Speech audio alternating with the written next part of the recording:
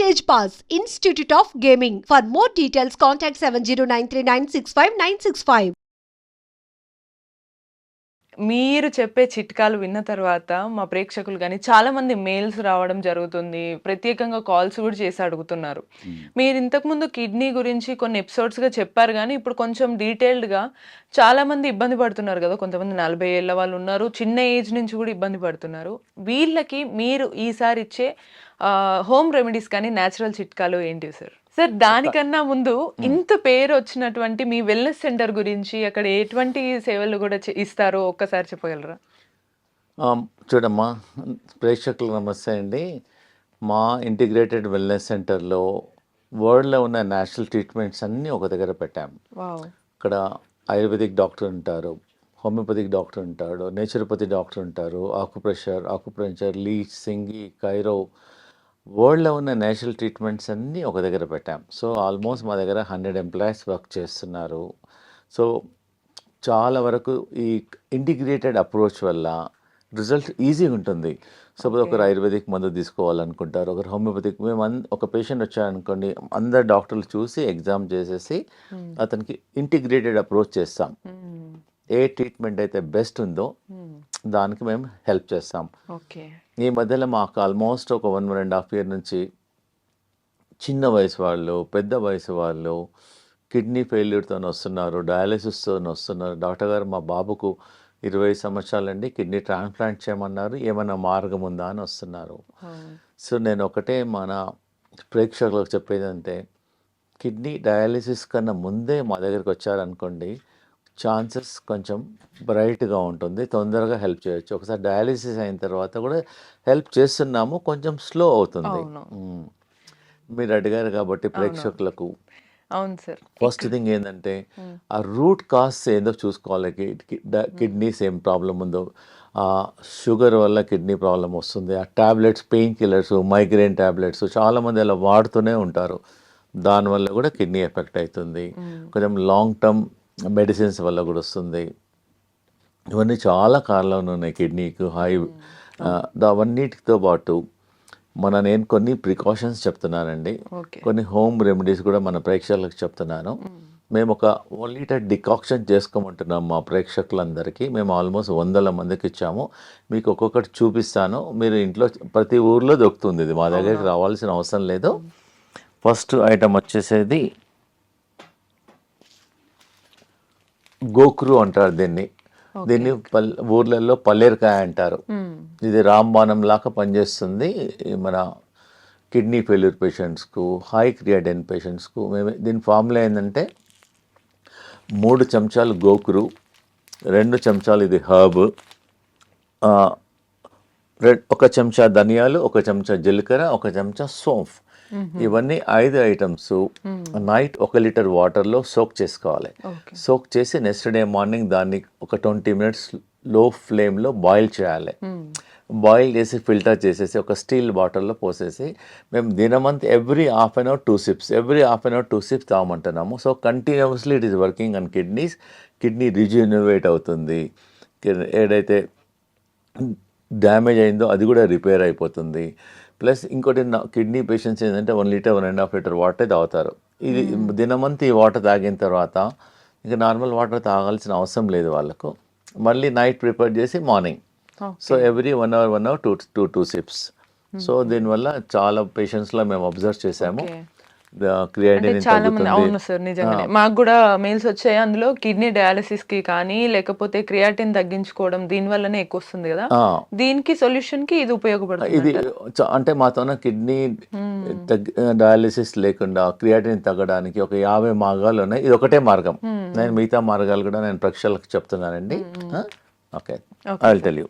Sir, ఇప్పుడు creatine తగ్గించుకోవడానికి ఒక చిట్కా అయితే చెప్పారు, ఇంకా ఏమన్నా చిట్కాలు ఇంట్లోనే చేసుకునేటట్టు కుదురుతాయి? అవునమ్మా, చాలా ఈజీ. మేము చాలా మందికి, 1000 మందికి చెప్పాను. ఇది ప్రతి ఇంట్లో ఏండ్ల నుంచి వాడతారు, మీరు కొనాల్సిన అవసరం లేదు.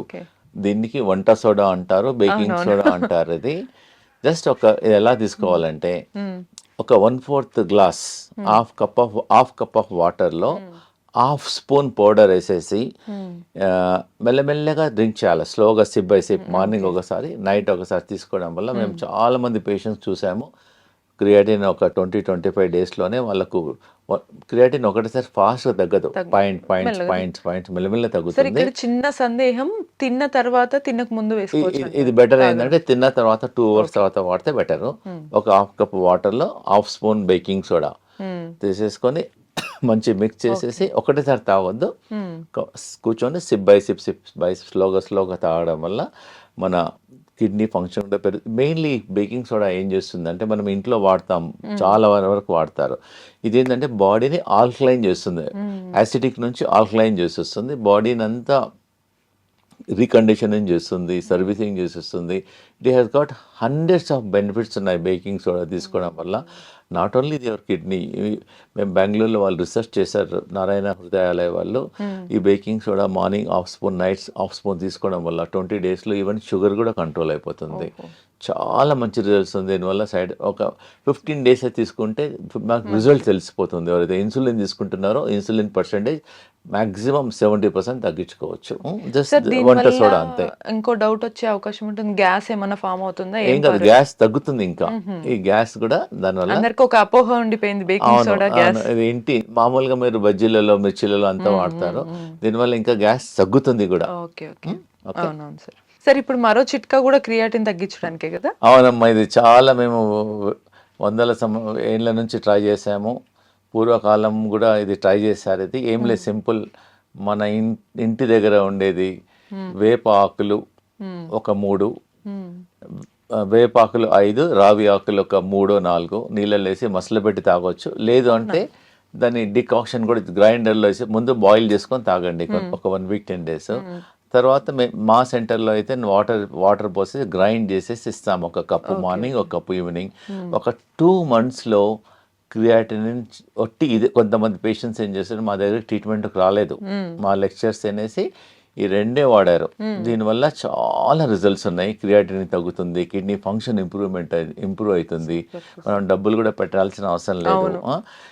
ఇంటి దగ్గర కనిపించిన చెట్టుని తెంపుకొని కూడా వాడొచ్చు. ప్లస్ ఇంకోటి ఏందమ్మా అంటే మేము ఈ మధ్యలో ఒక 1 month నుంచి రీసెర్చ్ చేసాము.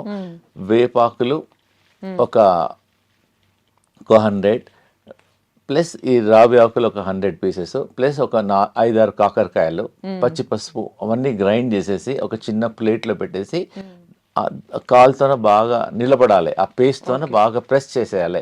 మెల్లమెల్లగా ఒక 20 నిమిషాలలో ఆ వేపాకు స్మెల్ మన నోట్లో వస్తుంది. అప్పుడు తగ్గించి బాడీ అంతా డిటాక్స్ అవుతుంది.